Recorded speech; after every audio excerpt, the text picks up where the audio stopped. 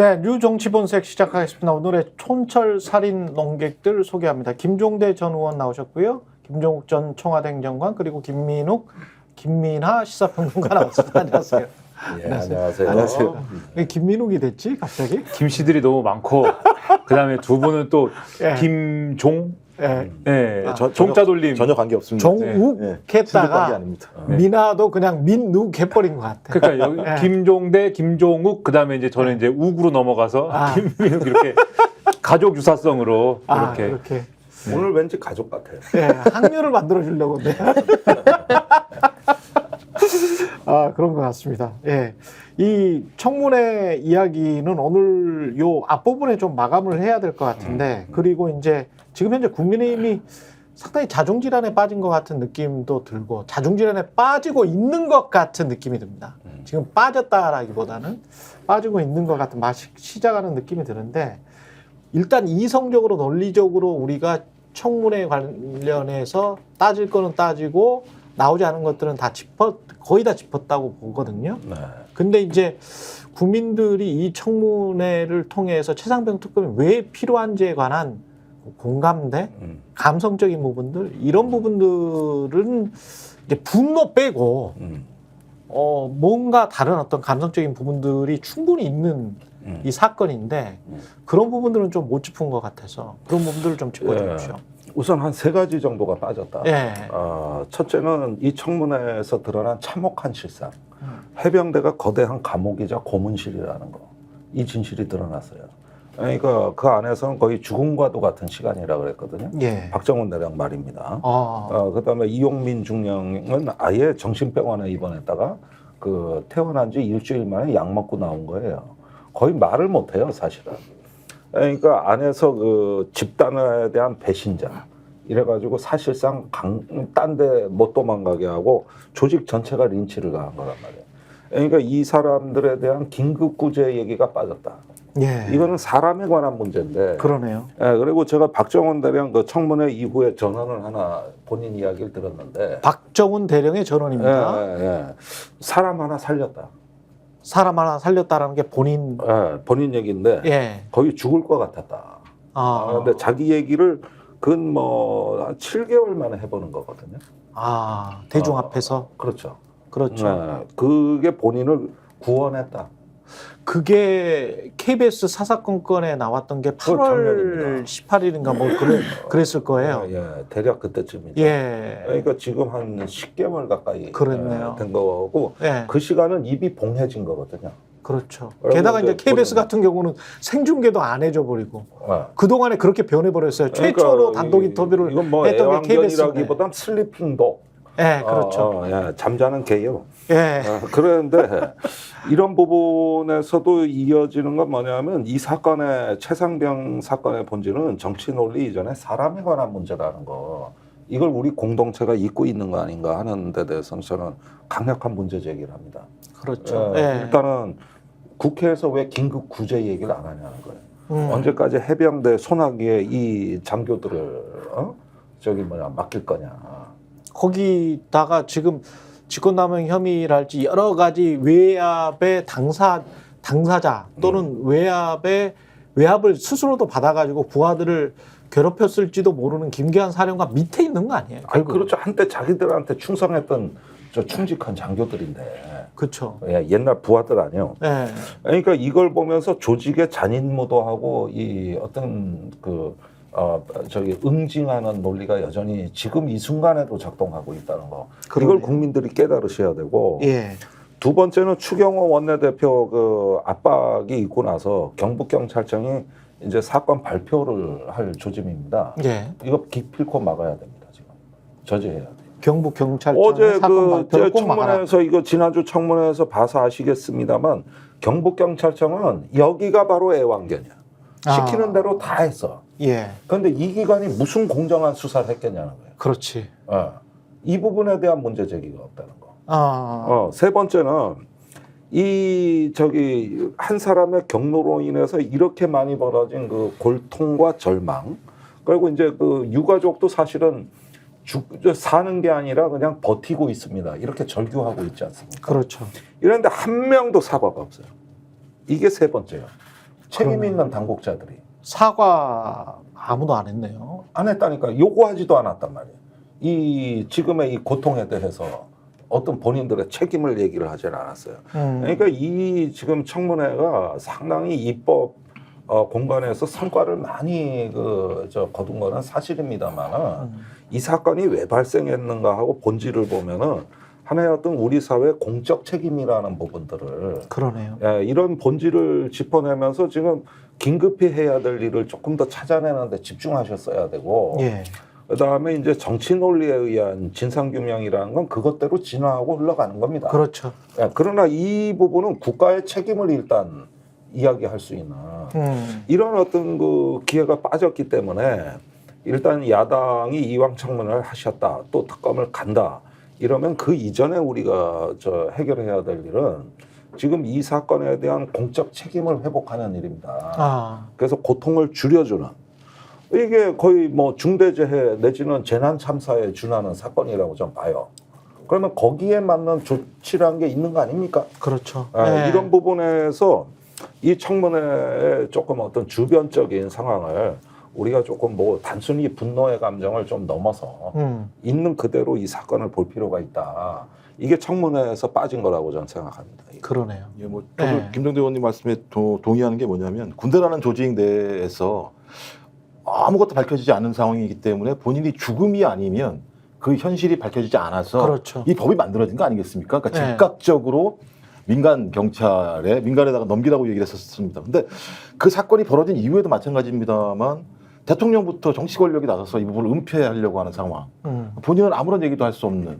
그리고 대부분 공황이 발생하는 게요. 상식, 규범, 도덕 이런 게 전혀 관철되지 않는 세상인데 자기에 대해서 그렇게 얘기하는 거를 누구도 인정하지 않는 세상에 살면 인간에 대한 존재감을 느낄 수가 없거든요. 그렇죠. 저때 박정훈 대령 그다음에 아까 말씀하신 그 중령인가요? 그분? 이용민. 네. 이분들 같은 경우 그랬을 거예요. 나는 하란 대로 했는데 그렇죠. 규범대로 상식대로 법대로 했는데 네. 온통 주변은 배신자라는 낙인을 찍어내는 모습. 게다가 사단장은 저렇게 책임 안 지고 있고. 예, 그리고 또 뭐 보직캠도 안 되고 그냥 계속 그 예. 자리에 있는 상황을 보면서 야 이거 이렇게 되다가는 내가 결론적으로는 진실을 밝힌 것이 오히려 나에게 죄로 다가올 수 있겠구나 느끼는 순간 좀 절망적이죠. 삶의 의미가 없어지게 되는 상황이죠. 근데 이제 말씀하신 것처럼 청문회장에서 그런 부분에 대해서 제기를 하지 않았다라는 측면에서는 좀 말씀하신 너무 좀 정치화된 입법 청문회라고 하는 측면들의 어떤 느낌을 버릴 수 없다는 말씀에 동의하고요. 좀 이런 후속 조치들이 빨리 벌어져야 많은 분들이 상식과 정의에 입각해서 자신의 진실들을 얘기할 수 있는 세상이 될 수 있으니까 그렇죠. 좀 그랬으면 좋겠다는 생각이 듭니다. 조치를 이제 국가기관을 통해서 이제 해야 되는 상황 아닙니까? 이게 어떻게 됐든 간에. 그렇죠. 근데 이게 그러한 국가기관을 통해서 가능한 이제 조건들이어야 되는데 이 정권은 국가기관을 스스로 무력화를 시켜요. 저는 이게 그래서 절망을 하고 있으면서 그 절망하지 않기 위해서 무슨 대안을 내놓는 게 필요한데 그 대안을 생각하다 보면은 또 절망할 수밖에 없는 그런 현실이 이 분들을 박정훈 대령이나 이런 분들을 이중 삼중으로 고통스럽게 하는 거 아닌가라는 생각이 드는 게 당장 이 사건의 시작도 해병대의 수사단이 정상적으로 작동하는 거를 무력화시킨 거 아닙니까? 그리고 해병대도 사실 이런 외압이나 이런 여러 가지 아주 뭐 끈질긴 어떤 이런 이 수사를 흐트러뜨리는 시도가 있지 않았으면은 좀 이 삐그덕하더라도 어느 정도 정상적으로 갈 수도 있었는데 이걸 완전히 무력화시킨 것이고 그렇죠. 그리고 이 개인들에 대해서 이런 이제 군에서 해결되지 않는 어떤 고통도 어떻게 해소할 것이냐 그 다음에 또 개인으로서 이러한 이제 상황에서 수사나 이런 것들의 어떤 불공정성이나 이런 것들을 어떻게 해소할 것이냐, 뭐 권익위로 갖고 간다든지 또는 인권위로 갖고 간다든지 이런 데로 갖고 갈 수가 있어야 되잖아요. 근데 권익위가 뭐 인권위가 지금 현재 상황이 그렇지 않잖아요. 근데 거기도 다 타락했어요. 이거는 완전히. 인권위는 무슨 말도 안 되는 얘기나 하는 인권위원들이 그 두 명의 인권위원들이 김용원? 네. 네. 그렇죠. 김영원, 이충상 두 명의 네. 인권위원들이 윤석열 정권에서 아주 꽂아놓은 인권위원들이 인권하고는 아무 관계없는 일들 하면서 오히려 인권위 직원들을 괴롭히면서 거기서는 뭐 인권을 오히려 인권 의식이 없는 것 같아요. 인권을 유린하면서 네. 인권위에서 다뤄야 될 가령 아까 말씀하신 이 해병대 관계자들의 긴급구제 사안이라든지 네. 이런 것들은 논의할 무슨 이 새도 없이 말도 안 되는 걸 가지고 싸우게 하고 그리고 뭐 권익 이런 데도 마찬가지고 뭐 이런 식으로 국가기관을 무력화하니까는 어디 가서 뭘 할 수가 있습니까? 이분들이 박정훈 대령도 그렇고 이분들이 그러네요. 그러니까 더더욱 어려운 건데 그나마 국회 가가지고 속 시원하게 내가 얘기했다. 이게 그나마 그래도 어느 그나마 정도 위로야. 그렇죠. 그나마 위로가 됐다. 그러니까. 이렇게 말씀하시는 거 아닙니까? 이게 정말 답답한 현실인데 그럼에도 그러니까. 불구하고 국회 차원에서 할 수 있는 일을 또 찾는 것은 꼭 입법청문회에서 제대로 되지 않았다 하더라도 추후에라도 계속해서 이걸 뭐 국회 차원에서 할 수 있는 일을 계속 찾아봐야 되지 않겠습니까? 그런 점들이 절실히 필요한 거 아닌가 예. 생각이 됩니다. 아니 그러니까 나는 추가 범죄가 있다고 보는 게 예. 최상병 사건이 벌어지고 생존 장병에 대한 보호 조치를 아무것도 안 했다. 예. 그래서 그 생존 장병이 전역하자마자 사단장을 이튿날 고발해 버렸다. 공수처에. 그렇죠. 그렇죠. 그리고 지금도 고통에 시달리고 있다. 예. 그러니까 그때 당시에 벌어지고 살아남은 5명이 휩쓸려 갔는데 그 중에 최상병이 사망하고 남은 4명에 대해서 더 윽박지르고 조여붙였다는 얘기예요. 진실을 말하지 못하도록. 그 전역할 때까지 참은 거고. 예. 그리고 심리치료도 사단장 무서워서 못 받았다는 거 아니에요. 아. 그러니까 이거 하고 그다음에 이 청문회에서 드러난 또 하나의 진실이 유가족에 대한 지원 조치도 안 한 거예요. 그래요. 그렇죠. 그러니까 그 유가족의 편지, 어머니 편지를 예. 보면 박정훈 대령을 구해주세요. 그리고 나는 괴롭다요. 그렇죠. 그러니까 박정훈 대령이 그 유족에 가서 초동 수사 계획을 보고하고 수사 쭉 결과도 설명을 했는데 이게 뒤집히고 깨졌는데 그 뒤에 누가 유족한테 설명해야 돼. 그렇지. 그러니까 그 편지가 나온 배경이 이거란 말이야. 예. 그러면은 우리가 많은 재난 참사를 보고 있지만은 이 사건이 윤석열 정부에서 벌어진 가장 힘없는 약자의 팔 비틀고 2차 가해, 3차 가해까지 갔던 대표적인 사안이기 때문에 예. 난 이제 이 사건을 접근하는 우리의 시야가 바뀌어야 된다고 봐요. 범죄는 그 뒤에 더 일어났다는 거예요. 그러네. 사건 은폐 조작하고 경북경찰청에서 사건을 회수하고 뭘 하는 동안 5만 군데를 다 단속해야 되니까 어떻게 돼야 돼요? 수많은 사람들의 인격을 무너뜨려야 되는 거예요. 거짓의 공동체를 만들어야 확인이 되는 되는 게요. 임성훈 사단장이 최혜병 순직한 발생했을 때 자기 부하한테 입단속하라고 얘기를 했잖아요. 그렇지. 그 녹취로 나온 거니까 그러면 언론 접촉 못하게 그렇죠. 하고. 그러니까 일관되게 제가 볼 때는 그 병사들은 소위 우리가 관심사병이라고 얘기해서 내부에서 계속 입다물게 했을 거란 말이에요. 그리고 본인 스스로도 그런 느낌을 알면 본인 스스로 위축돼가지고 말을 못하고 그렇죠. 계속 답답한 삶을 살 수밖에 없어요. 그러니까 본인이 전역하지 않는 이상은 그 사고 현장에 있었던. 그렇죠. 전역하지 않는 이상은 그걸 본 그 차 안에 있었던 부대원들 같은 경우는 진짜 공동의 공포감을 가지고 있는. 그 이태원 참사할 때도 처음에 언론에서나 정부 쪽에서 이상하게 몰아갔던 게 왜 그런 데 갔어? 뭐 이런 식으로 해서 살아남은 생존자까지도 사실 굉장히 모멸감을 느끼게 만들어 버렸잖아요. 아니 그러니까 이번 같은 경우는 사단장이 거꾸로 왜 물에 들어갔냐고 윽박 지르는 거예요. 그 사건이 일어난 이튿날부터. 네. 자기는 그런 이렇게 되면은 이제 힘없는 밑에 부하들은 공황 상태에 빠진다고. 황당하지 진짜. 아무것도 못 하는 거예요. 그리고 심리 치료도 강제로 받으라는 것 같아 거부해 버린 거거든요.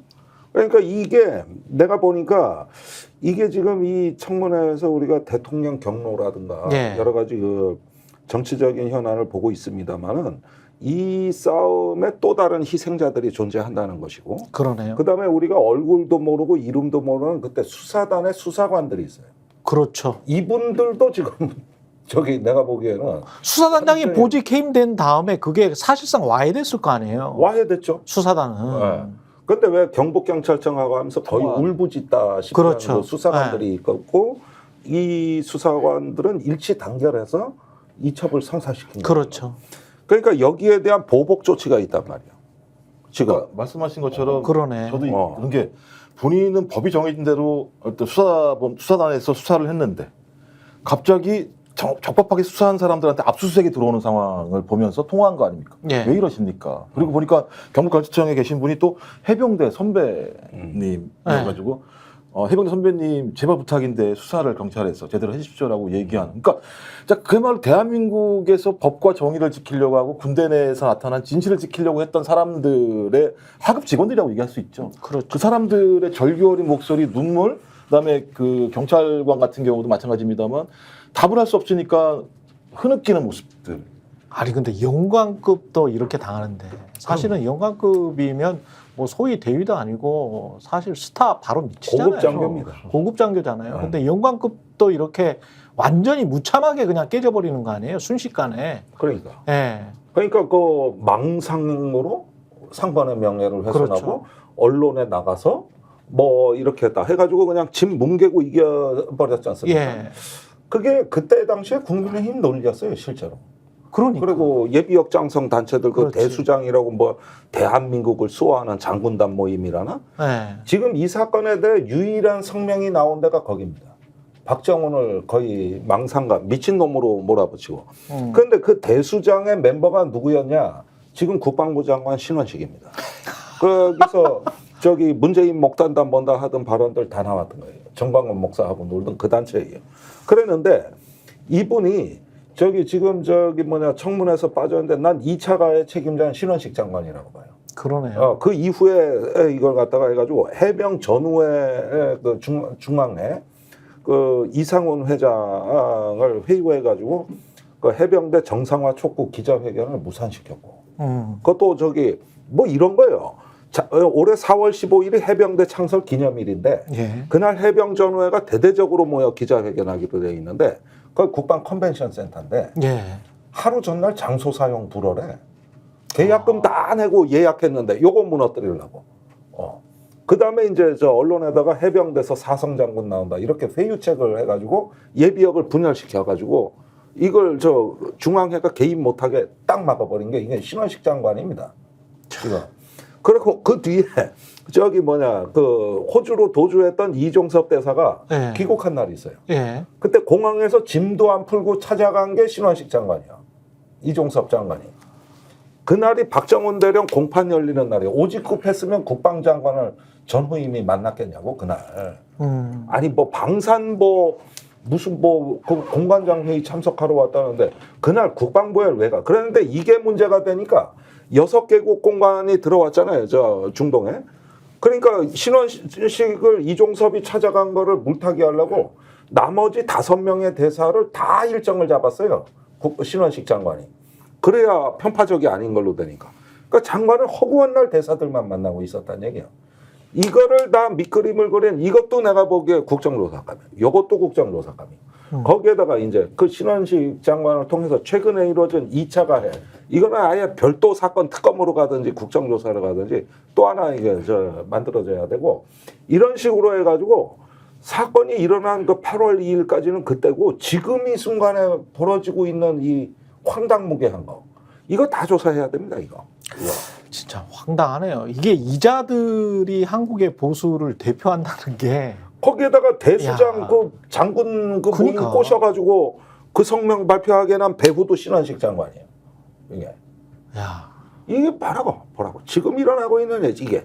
그러니까 국정농단 이후에 뭐가 바뀐 겁니까? 그러니까 국정농단이라는 게 최순실이라는 키워드로 많이들 기억을 하시지만 그 당시 박근혜 정권 때 일어났던 많은 일들이 그 국정농단이라고 하는 그 네 글자와 연관돼 갖고 쭈루룩 해가지고 나왔던 많은 일들이 예를 들면은 보수 단체들에 대해서 기업들 팔비 틀어가지고 우회적으로 예를 들면 자금 지원하게 만들고 아스팔트에서 뭐 막 이렇게 여론 조성하게 만들고 그랬죠. 그것에 해당되지 않는 예를 들면은 좀 불순한 동기가 있는 것 같은 단체라든가 또는 인물들이라든가 이런 사람들은 예를 들면 방송에 못 나오게 하든지 아니면 뭐 뭔가 돈을 못 받게 하든지 탄압을 해가지고 그게 이제 블랙리스트인 거고 그렇죠.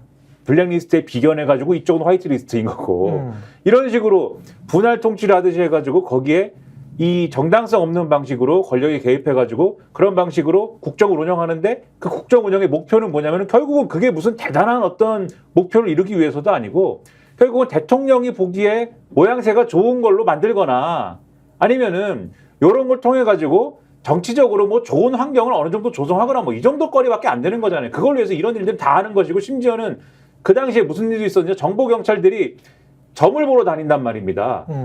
점을 보러 다녀갖고는 점 본 거를 우리 국군이 융성합니다 이런 거를 보고서를 써가지고 점 보고 결과가 이렇답니다. 그래가지고 청와대에 보고하고 이랬잖아요. 하든 쓸데없는 일들을 하는 거지 않습니까? 대통령 기분 맞춰주려고. 이번 사안도 지금 김종대 전 의원님 말씀하신 것처럼 쭉 이렇게 신원식 장관이 예를 들면은 해병대 단체가 그런 어떤 뭔가를 하는 것에 대해서 행사를 하는 거에 대해서 불허하는 데 관여하고 그리고 이런 것들에 대해서 전방위적으로 탄압을 하고 그런 끝에 뭘 한 거냐.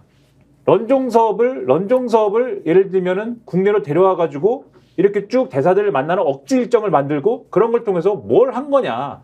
대세에 뭐 지장이 있습니까 그게? 그냥 그 좋은 모양새를 만들기 위해서 노력한 거 이외에는 무슨 효과도 없는 거잖아요. 그런 걸 하기 위해서 대통령 기분 맞춰주고 좋은 모양새를 만들기 위해서 이런 거를 아직도 하고 있다는 게 하나 뭐 나아진 게 없다는 거를 보여주는 거죠. 보수의 이념이나 가치에 충실하기보다는 현 정권 그냥 지키기 하는 거 아니에요? 네. 아까 대수호라는 그 장군 출신들도 마찬가지고. 그래서 제가 이제 김종대 예. 의원님한테 여쭤보고 싶은 게, 그러니까 저희들의 가장 큰 의문은 별 2개짜리 사단장 한 명을 예. 구명하기 위해서 대통령부터 온갖 국무위원들과 대통령실 고위직이 움직인 이유는 뭐냐. 뭐 추정하는 게 이태원 참사가 벌어졌을 때 이상민에게 동일한 얘기를 한 거 아니겠습니까? 장관의 책임을 물을 수 없다라고 그렇죠. 얘기했던 본인의 일관된 입장인 건지, 그러니까 자신의 권위에 도전하는 일체의 행위를 용납할 수 없다라고 하는 어떤 그런 아주 독재적인 발상 때문에 이게 진행된 건지, 아니면 세간에서 얘기가 되는 또 다른 구명 세력들이 존재해서 로비를 로비를 한 건지. 그러니까 저는 이 사건의 핵심은 그 부분에 대한 내용들이 밝혀지지 않으면 맞아요. 이 사태 파장이 벌어진 내용을 이해할 수가 없는 게, 분노는 하지만 그러니까 스스로 직권남용을 한 건지 로비를 받아서 직권남용을 한 건지 그게 예. 중요하죠. 근데 그 부분에 대해서 이제 1차 경로야 임성근 구하기에 다 맞춰져 있는데 예. 물론 우리는 그 배후가 있다고 봅니다. 로비가 있고 배후가 있지 아무렇게나 벌어진 일은 아니다. 근데 여기까지는 1단계고 예. 작년 8월 2일 상황은 그게 아니었어요. 회수? 예. 예, 박정원 또 이건 예. 그날은 광란의 하루였다고. 그렇지. 이거는 예. 대통령이 해병대 전체가 나한테 대드는 걸로 이해한 거예요. 그래서 검사들을 급파해가지고 제일 먼저 조사한 게 박정원 대령이 아니라 김계환 사령관입니다. 그 8월 2일이에요. 그날 저 3명이 쳐들어간 거예요, 그냥 해병대를. 김계환 사령관. 그리고 계속 확인이 들어가는 게 김계환이 명령을 어긴 거냐, 이걸 알고 싶었던 거고, 그땐 박정원이라는 이름도 모를 때요. 그리고 수사단장은 이 건은 하라 그랬지만 알고 싶었던 건 김계환 네가 나한테 대든 거냐. 이걸 알고 싶었던 거라서 그리로 검사들 했는데 김계환이 그때 오리발을 내민 거지. 예. 그리고 자기가 검사들한테 4시간 가까이 조사받고 수사단에 정보를 준 거예요. 내 지시를 어긴 걸로 해서 박정원을 몰고 갈 거라니까 대비를 하라고. 이제 중간에 끼어버린 거지, 김계환은. 그러면서 본인은 슬쩍 빠져나간 거란 말이에요. 그러니까 이게 이때 당시 대통령의 과대망상은 뭐냐면 이 전체를 의심한 거예요. 이 해병대가 반란군 아니냐. 이게 무슨 말씀이냐면은 8월 2일 날 분명히 그 전에 전 단계에서 대통령이 홀딩 시킨 거지 않습니까? 그렇지. 수사는 다시 하든지 예. 결론을 바꿔 그렇지. 홀딩 시킨 거잖아요. 그래서 근데 뭐 한 1, 2주가 지난 다음에 뭔가 다른 보고서를 내려고 했어. 홀딩 시켜놨는데 수사 보고 그 수사 결과가 예. 경찰로 넘어간 거지 않습니까? 넘어가 버렸죠. 넘어가는 국면이잖아요. 예. 그러니까 대통령은 내가 하지 말라 그랬는데 넘어간 거잖아요. 어쨌든. 그렇죠. 이게 내가 하지 말랬는데 왜 넘어갔지? 근데 넘긴 주체는 누구냐면 어쨌든 해병대 수사단이거든요. 그렇죠. 그러니까 쿠데타가 일어난 거예요. 지금 해병대가. 본인 생각에. 그렇죠. 예. 윤석열 월드에서는 지금 쿠데타가 일어났다. 대통령이 군 통수권자인데 이거 이제 저희 뇌피셜입니다. 예. 저만의 이제 상상. 저도 망상. 네, 저만의 망상 속에서 윤석열 월드에서 일어난 일. 예. 이거 해병대가 쿠데타를 일으켰다. 지금 군 통수권자의 지시를 거부하고 이 국기 문란이 일어났다. 그러면은 당연히 해병대 사령관부터 당연히 족쳐야죠. 쉽게 얘기하면. 그래서 해병대 사령관한테 이거 뭐야 당신? 말 안 듣는 거야 뭐야? 이 사람에 대해서 뭔가 조치를 해야 되고 막 이런 걸 하고 있는 와중에 김기환 사령관이 예를 들면 하나의 사건을 단순화시키면 제가 아니고 이런 식으로 된 거죠. 제가 아니고 요게 박정훈 대령한테 이게 이렇게 했는데 갖다 주면 안 된다고 했는데 박정훈이라는 사람이 갖다 줬습니다. 아 그래? 그러면서 그럼 박정훈은 뭡니까? 항명이구만. 집단 항명 수괴구만 이것은. 요렇게 그 주변에 있는 어떤 사람이 또 이것을 그러면 그거는 집단 항명 수괴입니다라고 이렇게 조언을 했겠죠. 집단 항명 수괴입니다. 그래서 요렇게 쭉 가는 그 과정은 지금 말씀하신 그 전에 로비나 이런 것도 있었지만 그날 벌어진 거는 윤석열 대통령의 마치 지금 한동훈하고 싸우는 거 있지 않습니까? 그것도 사실 어이없이 시작이 된 거잖아요. 예. 김경률 비대위원을 손 한번 들어줬더니 딱 보니까 너는 지금 나한테 대들어 이거잖아요. 마찬가지로 서류가 넘어갔다? 해병대학 쿠데타? 이렇게 간 것으로 보인다. 그래서 아까 말씀하신 로비가 있었던 거냐? 그다음에 혼자서 한 거냐? 두 개가 다 있는 거다. 지금 상황은. 이런 말씀으로 저는 저만의 망상 속에선 해석이 된다. 근데 이 문제는 되게 만약에 이게 사실은 중대한 거죠. 군 통수권자가 망상에 빠져 있다라고 하는 건 정신질환이 있다는 거잖아요. 망상이라고 하는 건. 뭐라고 얘기한다고 하더라도. 그러면 법대로 처리한 내용에 대해서 그러니까 법대로 처리한 내용을 갖다가 반란의 증거로 생각을 해서 그자들을 수사하는 일이 벌어진다는 건 어떤 형태로든지 국가에서 중대한 일이 발생했을 때 그 중대한 조치들을 규율할 수 있는 능력이 없다라고 하는 것이 확인된 사건으로 볼 수 있는 거잖아요. 그러니까 이 사건의 여파가 단순히 이 사건이 아니라 작년 7월, 8월에 그 일이 있고 나서 예. 9월, 10월로 넘어가면서 더 이상한 일이 일어납니다. 9월, 10월에요? 예, 도저히 있을 수 없는 일이 일어나는데 군 주요 지휘관 그 대장 전원 불가리가 시작되는 거예요. 그런데 이게 왜 이게 불가능한 일이었냐면은 예. 그 이전 해에 그러니까 재작년에 이미 대장 물갈이를 전원을 다 해놨기 때문에 예. 또 대장 물갈이를 하면 시킬 사람이 없었어요. 그러니까 누굴 시키냐고 그러면은 합참의장을 누가 시키고 해군 참모총장은 누굴 시키냐고 사람이 진짜 없었다고. 예. 그래서 합참의장을 3스타 진급한 지 1년도 안 된 해군 작전사령관을 1년도 안 한 사람을 4스타를 만들어 버려요, 그냥 바로? 그냥 사성장군으로 올려서 합참의장 군서열 1위를 시켜. 그러면은 밑에서 뽑아왔기 때문에 그 동기나 뭐나 선배들은 싹 옷을 벗어야 돼. 그래야죠. 그래서 지금 임성근 사단장 동기가 육군엔 사성장군이야 지금. 와. 그런데 해병대만 가를 수가 없는 거야. 여기는 이 체제가 유지돼야 되는 거지. 이게 조작 은폐 내지는 비호 세력이니까. 인계화는 계속 있는 거죠. 여기만 고립된 섬으로 빼놓고 전군을 싹 물갈이한 게 이제 아무도 못 믿겠다라는 심리에서 나온 거예요. 그러니까 해병대도 이 작은 군대도 이렇게 내가 안 되는데 그렇게 해서 11월에 인사가 끝나고 그때 신원식 장관이 유명한 말을 합니다. 예. 이제 윤석열 정부의 군대로 다 채워졌다.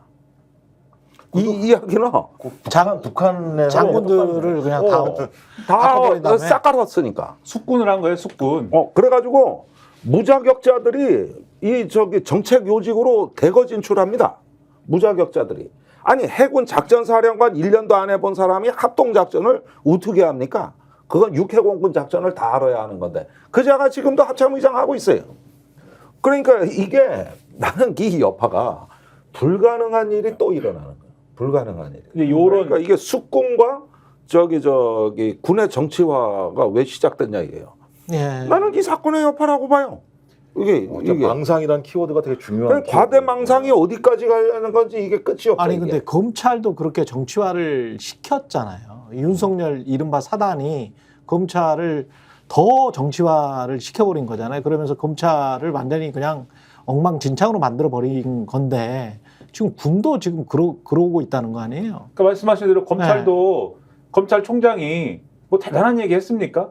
김건희 여사에 대해서 뭐 소환 조사나 할까 말까 뭐 소환 조사라는 네 글자라도 얘기했습니까? 검찰총장이 법 앞에 성역 없다 뭐 이런 얘기 한 거잖아요. 그런 얘기 했더니 지금 뭐 난리가 나고 뭐 민정수석을 없던 자리를 만들고 벌써 뭐 방어벽을 2겹 3겹을 쌓고 서울중앙지검장은 날리고 뭐 이렇게 된 거잖아요. 결과적으로 검찰에서 근데 그런 흐름이 있을 때 바로 왜 이렇게 신속하게 나왔느냐에 대해서는 그것도 검찰이 왜 이렇게 나오지? 한동훈하고 연결돼 있나? 이렇게 봤다가 지금 세간의 평가 아닙니까? 그렇죠. 한동훈이 정치적으로 나하고 결별을 할 것이고 이 여당 대표로 나올 것이기 때문에 검찰도 나한테 대들고 나를 수사할 것이다. 이런 세계관인 것이고 군도 지금 해병대에서 뭔가 내 말을 따르지 않는 그러한 사안이 일어났기 때문에 전체 군이 뭔가 지금 이상한 수준으로 돌입할 수 있다. 이런 거고 여당도 이준석이 나한테 저렇게 불손한 태도를 보이기 때문에 이거는 완전히 이게 여당을 믿을 수가 없어가지고 여당 지도부를 완전히 붕괴시킨 다음에 재건하지 않으면 친윤 지도부로 재건하지 않으면 안 되는 것이다. 이렇게 접근을 하는 건데 근데 이런 방식의 사고방식은 제가 아는 한 저의 짧은 지식으로 제가 아는 한 이런 스타일은 독재자한테서 많이 나타나는 스타일이고 그렇죠. 주로 편집적인 국정운영 방식은 이런 편집적인 거예요. 요거는 네. 편집증적인 이런 특징은 제가 볼 때는 장기 독재를 구축한 어떤 그런 독재자에서 많이 나타나는 현상이라고 저는 생각을 합니다. 근데 그게 지금 뭐 몇 년 되지도 않았는데 벌써부터 이런 방식으로 나타난다라는 거는 저는 굉장히 위험한 신호가 아닌가라고 평소에도 생각을 하는 거예요. 아니 비슷한 일이 그 직전에 일어났던 게 국정원에 24명 1급 이상을 예. 전원 불가리한 거. 예. 이것도 처음 있는 일이야. 경찰이 쓸만한 인재들 다 죽여놨습니다. 그랬네요. 그러니까 근데 지금, 그 전에는 또 국가수 해체시키면서 예. 그 경찰들도 싹 물갈이 했잖아요. 물갈이 했죠. 경찰대 출신들 집중 포화하면서. 예. 근데 그 중에서 또 경찰대 중에서 충성을 바치는 사람들은 또 다 등용하고. 아니 그러니까 예. 이게 군과 정보기관과 경찰에 지금 쓸만한 인재는 다 제거돼 있어요. 내가 보기엔 그래. 아, 재밌네. 이게 패턴이 있네요. 예. 그러니까 이게 쭉쭉 하는데 일단 기관 세력부터 이게 시작이 된 거고 그 다음에 이게 재정비는 지금도 진행 중인 사안입니다. 이게 그러니까 그 이런 급작스러운 어떤 그 인사태풍에는 반드시 탈인하게 돼 있거든요. 그게 분란이 일어나게 돼 있거든. 그래가지고 국정원 기조실장 잘리고 국가수사본부 만들 때 그 경찰대 출신들과 모임 주모자들 다 잘리고 그러네. 군이 이렇게 되고 그러니까 말씀하신 대들면 잘린다라는 원칙이 일관되게 맞죠. 그러니까 집권 초기부터 지금까지 일관되게 대드는 놈. 본인이 인사권도 없는 언론도 그렇게 네, 해버렸으니까. 맞습니다. 그럴 때 고소고발 해버리고 네. 자기 사람 앉혀가지고 목 자르고 네. 내부에서 구태타 일으키게 해가지고 올리게 하는 방식인데, 그러니까 일관되게 자기 이외에는 어떤 권력도 용납하지 않는. 그러니까 제가 볼 때 이건 강박 같아요. 그러니까 집권 초기부터 20% 30%대의 국정운영 지지밖에 갖고 있지 않기 때문에 국민적 지지가 없는 사람이 권력을 유지할 수 있는 방법은 소위 어떤 싹이라도 초기에 발견되면 눌러버려야 된다라고 하는 강박이 아니고는 이런 상황을 이해할 수가 없는 거죠. 아니 5년밖에 안 할 대통령이 지금 2년 내내 권력을 다 잘라왔다는, 공권력을 다 잘라왔다는 거지 않습니까? 3년 내내 그럴 것 같아요. 앞으로 남은 3년도 그럴 것 그러니까 같은데. 사실 그 예. 청문회 출석한 그 고위공무원들 선서 거부하신 분들도 엄밀하게 따지면 괘씸하긴 하지만 예. 사실은 거의 저 보장 불가능한 권력자 밑에서 혼비백산에서 설설기다가 저 모양 저꼴 된 거예요. 그러니까 저 사람들도 속으로 지금 엄청나게 반감 내지는 그렇죠. 이 상실감에 젖어 있는데 예. 그 중에서 가장 약한 고리가 신범철, 유재현이야. 예, 그러다 보면은 저기는 날이 가면 갈수록 하나씩은 불어. 그래도 여태까지 지은 죄가 있어가지고 뭐 진실 공개는 안 한다 할지라도 근데 네. 신범철 전 차관 잘 아시지 않습니까? 알죠. 좀 그러면 좀 불게 해주시면 어떨까? 여기 모셔와가지고 여기. 술 몇 번만 먹긴 돼. 그러니까 여기서 한번 저기 마시죠 그러면. 여기서 그럼 한번 마시죠. 뭐 그래서 우리가. 스픽스 특집 예. 김종대의 여기는 안 와인 한 나오니까 잔이래. 내가 나가서 그러니까 어디서 버카라도 줘. 내가 갈 테니까. 아니 그 맨정신에도 개카로 해야 돼. 맨정신에도 좀 불었으니까요. 입법청문회에서 살짝 불었으니까 술을 먹이면 더 많이 볼 수도 있겠죠. 그래서 저 사람 하고 싶은 얘기 많은 사람이야. 예. 그러니까 국민의힘 탈당했어요. 그래서 이런 저간에 보면 저 사람들은요, 저 신범철은 법에 대해 아무것도 몰라요. 그런 것 같아요. 그리고 저 사람은 보수적 정치학자예요.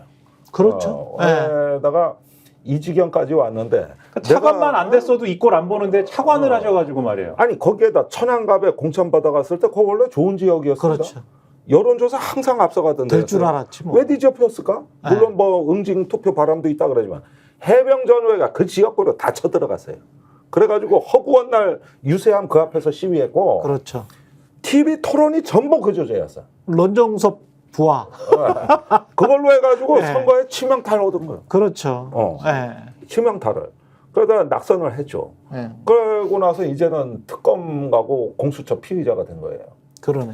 이 사람은 그날 당일날 법적으로 뭐가 판단하고 뭐고가 없어서 우당탕탕 막 그냥 내려오는데 그 유재훈 법무관리 여기서 정신을 차렸어야 되는 것 같은데 흥겨롭게도 그 사람의 법적 지식이 왜곡된 방향으로 활용이 된 거예요. 그래서 내가 보기에는 장관 뭐 이런 사람들 해병대 사령관은 내가 보기에는 맛이 같고 이 두 사람을 앞으로 집중적으로 좀 관찰하고 관리하면 돼요. 유재훈도 사실은 위에서 대통령실에서 이시원이 검사 출신이 계속 쪼면서 쫄았겠지. 예, 쫄았겠죠. 그리고 8월 1일 날, 야, 이거 법적으로 충분히 이거 우리도 방어하고, 그때는 방어라는 생각을 안 했을 거예요. 얘를 이렇게 공격을 해서 항명으로 만들고 입건하고 그래가지고 그 알리바이만 만들면 된다.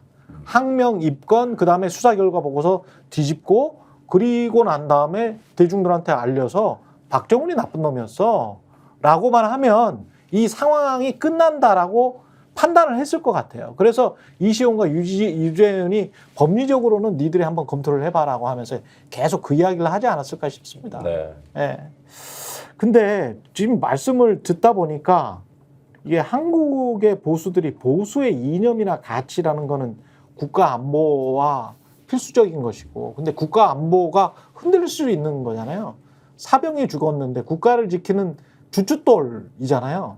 사병이 죽었는데 그 사병의 어떤 억울한 죽음을 제대로 밝혀내는 그 수사단장도 지금 억울하게 해버린 거 아닙니까? 근데 그 보수의 이념과 가치를 지키는 게 아니고 현재 정권이나 대통령을 지키는 거로 지금 가고 있잖아요. 근데 그거를 저는 참 언론이나 국민의힘 의원들도 실망스러운 게 그 두 개를 구별을 하지를 않아. 그러니까 대통령 지키기와 보수의 이념 가치 지키기를 구별하지 않고 한동훈, 나경원, 뭐 윤상현, 무슨 원희룡 다 보수를 지키고 대통령을 지키는 사람으로 그냥 이렇게 믹스를 해서 쓰더라고요. 근데 지금 상황은 엄밀하게 따져보면 보수의 대표적인 정당이라고 할 수 있는 국민의힘이 본인들의 가치를 지키느냐 아니면 대통령을 지키느냐 둘 중에 하나 취사 선택을 해야 되는 상황인 것 같거든요. 그러니까 미국의 유명한 속담 있지 않습니까? 왜? 미국 사람들, 야, 케이크를, 손에 가지고 있는 케이크를 먹거나 손에 가지고 있거나 둘 중에 하나만 할 수 있지 먹고 손에도 가지고 있을 수는 없어. 근데 이 지금 보수 신문들이랄지 그리고 보수적인 인사들은 국민의힘 지금 대표 나온 사람들 다 포함해서 대통령도 지키고 보수 정당도 유지하고 재집권도 하고 세 개가 다 가능할지 몰라. 이런 이야기를 지금 하고 있는 거예요. 그리고 보수 신문들은 은근슬쩍 야 그게 가능할 수도 있지 않을까? 뭐 이런 식으로 지금 모두가 돌아간 것 같아요. 거기에서 한동훈은 약간의 어떤 이렇게 돌아가면 내가 대통령도 안 치고 이렇게 돌아갈 수 있어. 나경원이나 뭐 윤상현이나 원희룡은 아니야. 대통령을 지키면서 이렇게 직진을 하는 게 보수 정당을 다 지키면서 우리가 이 아성을 계속 유지하는 거야. 이렇게 지금 판단을 하고 있는 것 같거든요. 그렇습니다. 근데 이게 착각인 것 같다는 거지. 네, 저희가 이렇게 앵커께서 너무 그 사람들을 과대평가하시는 게 아닌가 생각합니다. 그래요? 그러니까 뭐냐면, 그러니까 전 대통령을 지키는 게 최선의 이익이라고 생각하는 거죠, 그 사람들은. 그들에게는 빵 부스러기는 떨어지니까요. 전부 다. 그러니까 보수의 가치를 지키려면 빵 부스러기가 떨어지지 않죠. 아. 왜냐하면 보수의 가치를 지키지 않는 자와 싸워야 되니까. 근데 보수의 가치를 지키지 않는 자들이 지금 다수잖아. 그러니까요. 그러니까 다수인데 편입하는 게 가장 좋은 거죠. 다수인데다 기득권이야. 예, 거기에 편입하는 게 빵에 부스러기가 떨어지는 거죠. 근데 여기에서 제대로 보수의 가치를 지키고자 하는 국민들은 분명히 있잖아요. 그렇죠. 그럼 이준석이나 이런 거를 통해서 이제 그게 표심은 보여졌단 말이야. 그러면 보수의 아성인 국민의힘에서 한동훈이나 이런 사람들이 조금 시간 타임테이블이 빠르긴 하지만 3년 남았으니까 지금부터 시동 걸 수 있는 거 아니야? 이런 판단을 할 수도 있는 거 아닙니까? 저는 양극화의 정치 속에서요. 네. 예를 들어 그런 기득권과 권력을 가지고 있는 사람이라면 어느 형태로든지 그 다수, 그러니까 보수의 다수들을 네. 자기가 언제든지 핸들링할 수 있을 거라고 생각할 거라고 봐요. 음. 그러니까 굳이 그 사람들, 그러니까 그런 국민들, 그런 보수층들이 지금 생각하는 방식에 대해서 고려할 하등의 이유도 없는 측면들이 있는 거죠. 왜냐하면 그냥 가도 가는 거니까 언젠가는 30%는 어떤 형태로든지 소위 이재명의 민주당을 찍지 않을 거니까. 어차피 근데 굳이 그 사람들에 대해서 배려를 하면서 내가 얘기하는 보수의 가치라고 하는 가치를 주장하는 것 자체가 매우 값이 많이 들어가는, 비용이 많이 들어가는 행위밖에 안 되는 거잖아요. 근데 왜 그렇게 비용이 많이 들어가는 행위를 하겠습니까? 오히려 가장 싸고 가장 부수하기가 많이 떨어지는 일을 하면 네. 행복하게 살아가는데 행복하게 살아가다가 선거 네. 때가 되면 네. 다시 그 사람들한테 적이 누군지 알려주고 일이 모여.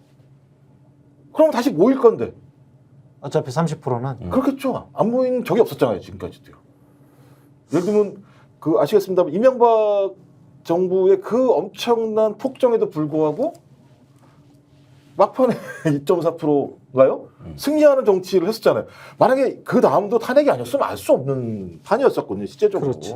아주 극단화돼 있기 때문에 굳이 그렇게 비용이 많이 드는 민주적인 절차와 방식을 거치고 저희 사상과 표현의 자유를 다 보장하는 방식의 정치를 해야 될 하등의 이유가 없다라는 걸 잘 발견하지 않았을까요? 그 기득권을 가지고 있는 사람들, 권력 가지고 있는 사람들. 그럴 수도 그러니까 있네. 보수의 네. 가치를 뭐 실현을 하고 그거를 뭐 재건하고 이런 그런 걸 해야 된다라는 주문이 가끔 뭐 예를 들면 보수 언론에도 나오긴 합니다만은 예. 그것도 사실 다 뭐 시잘데기 없는 일인 게 그거에 관심이 없어요, 아무도. 아무도 관심이 없어요. 그런 예. 것에는 관심들이 없고 예. 관심들이 없고 저 지금 유승민이 지지율이 낮은 이유가 그거구나.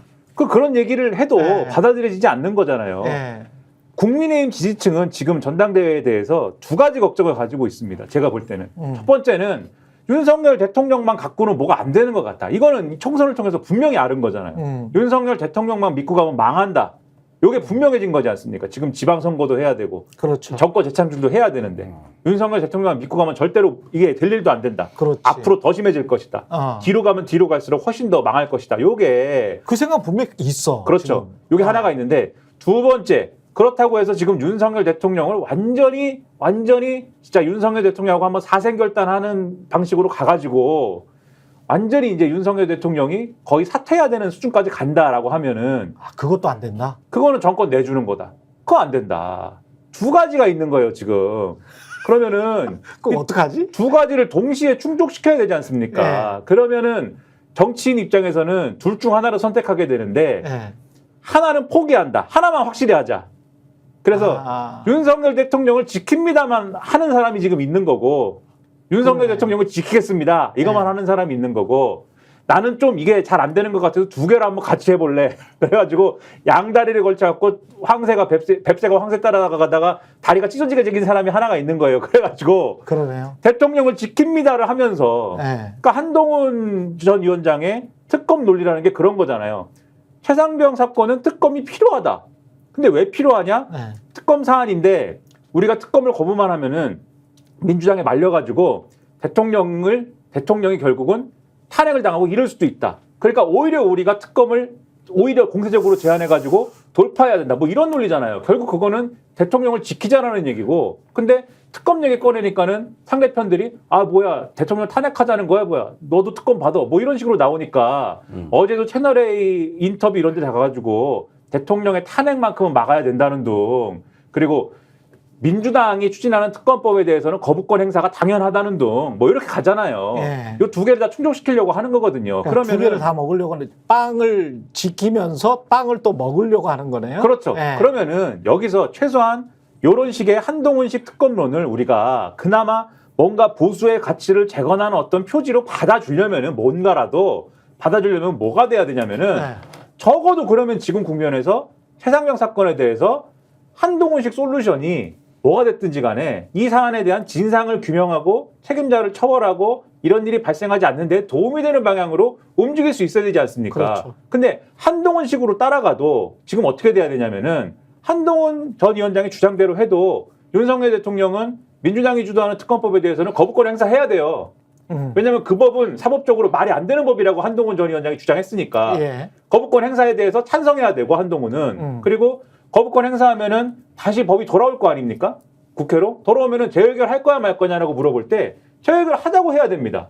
그 법은 왜냐면은 민주당이 추진한 법이고 말이 안 되는 법인데다가 그때 재의결 표결할 때 한동훈 전 위원장은 대표가 아닐 거잖아요. 예. 지금 국회의원도 아니고 본인이 얘기한 본인의 법안을 스스로 발의하거나 당론으로 정할 수가 없지 않습니까?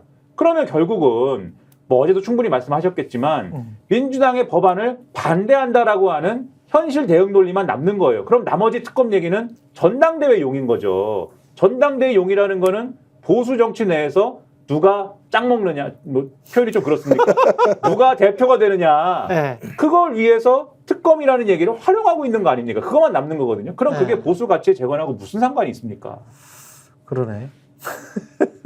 아니 근데 그럼에도 불구하고 이런 왜냐면 3년 동안 이 정부가 하는 거는 지금 법인세, 종부세 인하 그다음에 그렇게 하면서 물가는 계속 방치, 수입 물가는 계속 상승, 환율, 원화의 가치는 하락. 지금 잠깐 제가 살펴보니까 오늘도 뭐 여전히 한 1,380원대예요.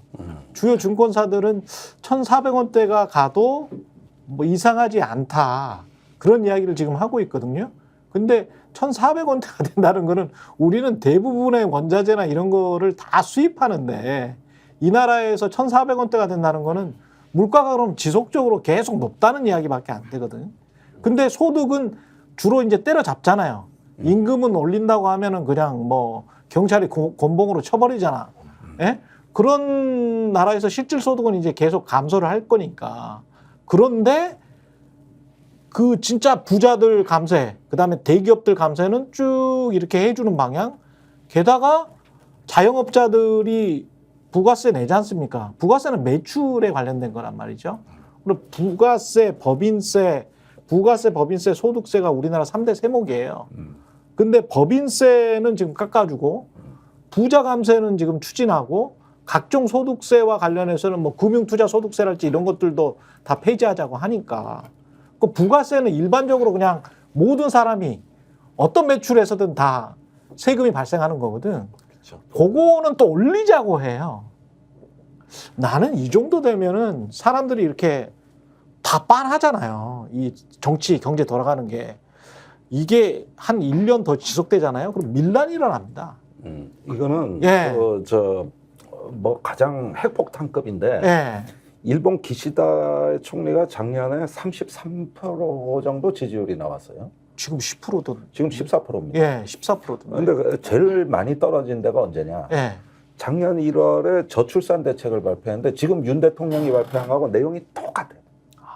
그런데 거기서 여성표가 다 떨어졌어요. 여성표가. 그러니까 우리도 이제 곧 그 운명에 처하게 될 겁니다. 예. 그러고 났는데 연말에 예. 11월 될 때 그 자기가 발표한 저출산 대책이 한국 돈으로 연간 30조 원을 투입해야 되는데 예. 뭐 비상사태라고 그러니까. 그렇죠. 그랬는데 개인 1인당 저출산 기금으로 월 4,500원 정도를 증세한 거예요. 이게 우리로 얘기하면 기시다가. 이거에 우리로 얘기하면은 저 KBS 시청료 정도 돼요. 그러네요. 예. 그런데 이건 1인당이니까 더 많죠. 아. 가구당이 아니라. 그랬는데 원래 증세 없이 저출산 대책을 하겠다 그랬다가 약속을 어긴 거고 그 다음에 저출산 대책 자체가 국민들 신뢰를 못 얻었어요. 근데 그런데다가 4,500원에. 많은 세금은 아니지만 증세를 하는데 이때가 대폭락인데 한 달에 지지율이 12%가 떨어졌거든요. 그렇죠. 12%가. 그러면 지금 우리가 뭐냐면은 저출산 대책을 최근에 발표했는데 이것이 실효성이 있다고 믿는 국민들은 별로 없어. 그렇죠. 누가 믿겠어요? 근데 네. 이제 저기 세금이 곳곳에서 빵꾸 나니까 부가세를 높인다 이런 국민이 그렇죠. 오잖아요. 네. 똑같은 일이 일어나는 거죠. 그러니까. 똑같은 일이 일어나는 거예요 지금. 예. 그러니까 보면 이제 코끼리를 냉장고에 집어넣으면 어떤 일이 벌어집니까? 냉장고가 부서져 버리. 그렇죠. 그러니까 제가 네. 지금 하는 정책은 코끼리를 냉장고에 계속 밀어 집어넣으려고 하는 건데 저출산 대책도 마찬가지인데요. 댓글들 보면 그런 거예요. 야, 이거 부동산 불양하려고 하는 거야? 그 저출산 대책을 정부가 발표하니까 부동산 불양하려고 하는 거야? 라는 얘기가 나오기 시작했고 부동산을 살 만한 수도권의 아파트를 살 만한 20, 30대들을 집중적으로 이렇게 부양해 주더만요. 예, 그다음에 그럼 또 고소득층. 또 가계부채 만들어 가지고 예. 지탱하겠다는 거야? 그다음에 뭐 예를 들면 돌봄 얘기하면서 그럼 우리는 가족들을 만나지 말고 계속 예를 들면 돌봄 체제에다 맡기면 되는 거야? 뭐 하자는 거야? 이런 얘기를 하고 있고요. 말씀하신 것처럼 핵심적으로는 그러니까 세수가 줄어드는데 투자를 하겠다고 말도 안 되는 얘기를 하고 있는 거잖아요. 지금? 거기다 동해 석유를 한번 파보겠다는 거 아니에요? 한 번은 파봐야 되겠다. 그러니까 법인세 줄이면서 네. 법인세를 줄여서 기업에게 어떤 투자할 수 있는 여력을 주면 전체 경제가 좋아진다는 말도 안 되는 거짓말을 늘어놓으면서 네. 결론적으로 그들에게는 입법부에서 관철이 안 되니까 소위 감세가 아니라 감면 혜택을 줘서 끊임없이 밀어주고 부동산 건설업체들 무너질 것 같으니까 거기다 계속 민거 꽂아가지고 살려주는 상황에서 모든 국민들한테 당신들 더 고생해 얘기하는 거잖아요. 돈 더 뽑아올 테니까. 네. 그 얘기는 그냥 죽으란 얘기예요. 냉장고를 폭파시키겠다. 그러니까 째깍째깍 예를 들면 시간만 가고 있는 상황인 거죠. 근데 말씀하신 것처럼 이 정도로 가게 되면 못 살겠다 갈아보자라는 얘기가 나올 수밖에 없는 그렇죠. 거잖아요. 네. 어떻게 삽니까? 살 수가 없는데 네. 계속 살면 살수록 빚만 들게 되고 내 자식들에게는 아무런 투자를 할 수 없게 되는.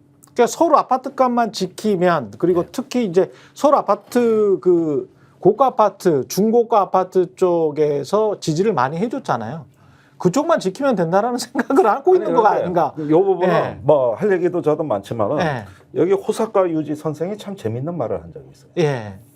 일본은 어떤 총리가 와도 안 된다 이제는. 거기는 저 어떤 총리가 와봤자 국민들 세상 저 대다수 의식이 이젠 틀렸다요. 아.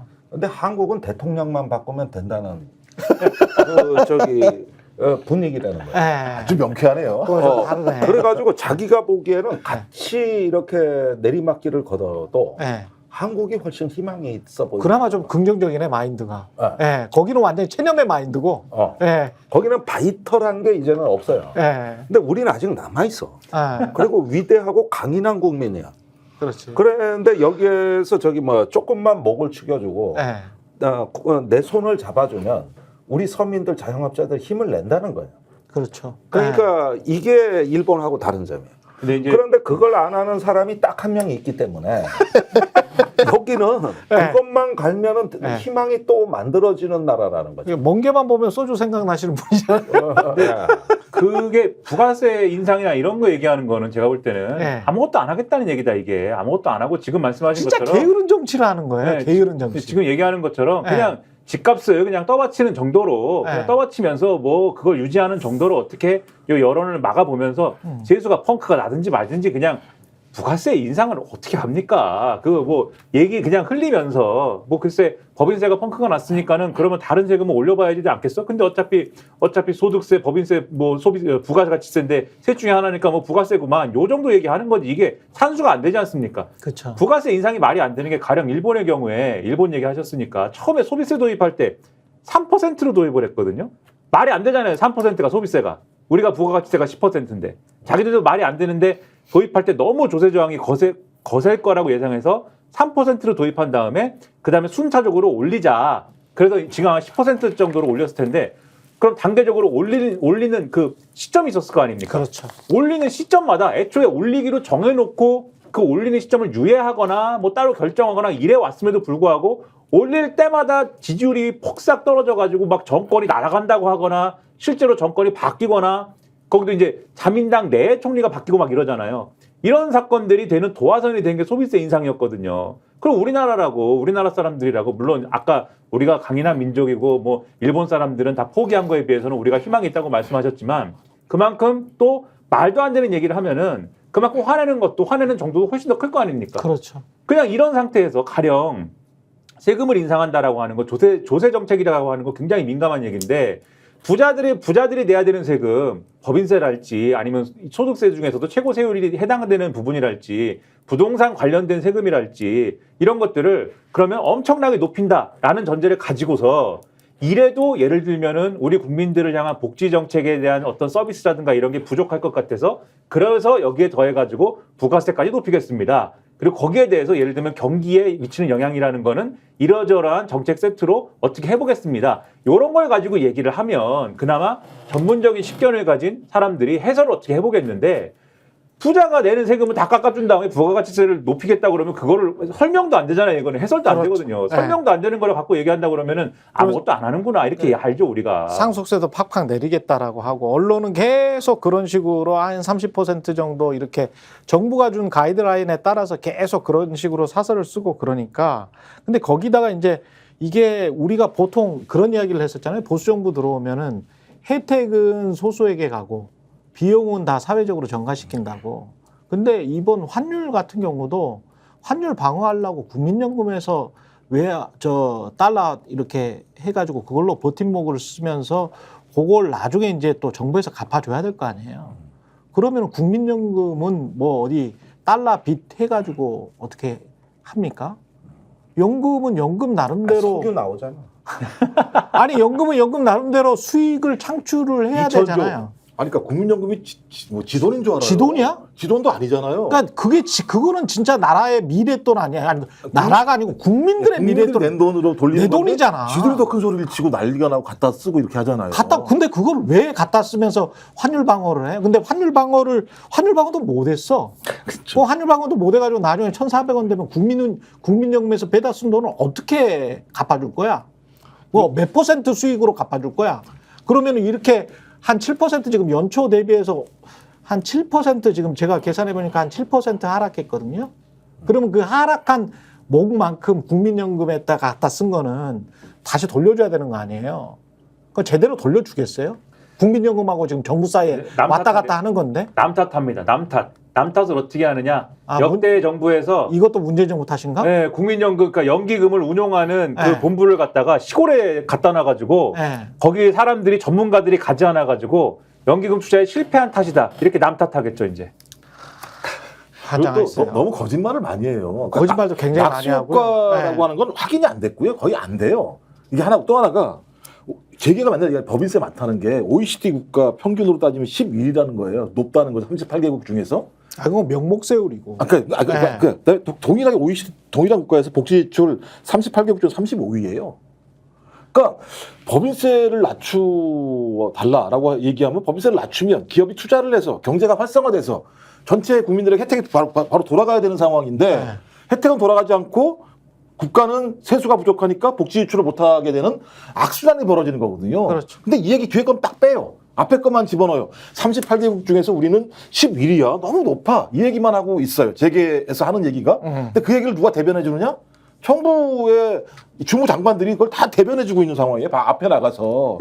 그러면 그 얘기는 뭐냐? 소수를 위해서 존재하는 정부다라고 자기들이 지금 자랑하고 있는 그러니까요. 거예요. 법인세를 내는 기업들이 사실은 우리나라의 한 10개 기업들 정도, 뭐 많아봐야 100대 기업 정도가 법인세 대부분을 내거든요.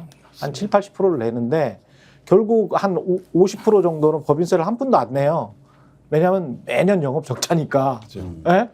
그런 한계업 기업들이 많은데 그런 상황에서 소수한테 그렇게 몰아주고 그리고 그게 국민 대다수의 혜택인 것처럼 이렇게 자꾸 선전을 하고 언론은 짚어주질 않으니까 답답하기 이를 데가 없습니다. 오늘 여기까지 해야 되겠습니다. 네, 김종대 의원님 그리고 김민하 평론가 그리고 김종욱 정치학 박사 세 분 모셨었습니다. 내일도 정치본색 오전 10시 50분에 돌아오겠습니다. 좋아요, 구독 눌러주시기 바랍니다. 고맙습니다. 저희가 얘기할 때 오셔가지고 라이브로 관전하시기 바랍니다. 반드시 주변 사람들 데리고 오시기 바랍니다. 구독, 좋아요, 알림 설정 해주시기 바랍니다. 좀 살려주십시오, 저 좀.